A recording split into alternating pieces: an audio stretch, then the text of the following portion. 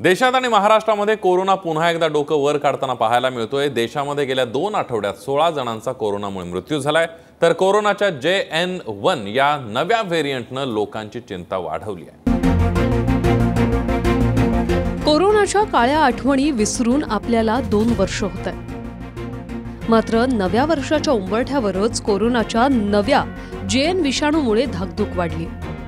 JN विषाणूपासून फार घाबरण्याची गरज नाही, मात्र आधीपासून व्याधी असणाऱ्या लोकांना सतर्कतेचं आवाहन करण्यात आलंय। देशभरात JN कोरोना विषाणूने बाधित लोकांची संख्या 22 इतकी आहे। गोव्यात 19, केरळमधून 1 आणि महाराष्ट्रातल्या ठाण्यात 1 मुलगी, तर सिंधुदुर्गात 1 JN विषाणूने बाधित रुग्ण सापडले आहेत। गेल्या 2 आठवड्यात देशात कोरोनामुळे 16 लोकांचा मृत्यू झालाय। माहितीनुसार JN विषाणूवरही लोकांनी कोरोनाच्या ज्या लसी घेतल्या आहेत त्या प्रभावी आहेत। नव्या व्हेरिएंटपासून मोठा धोका नाही, मात्र विषाणू सुद्धा स्वतःत बदल करत असल्यानं खबरदारीचं आवाहन करण्यात आलंय। Bureau report TV9 Marathi.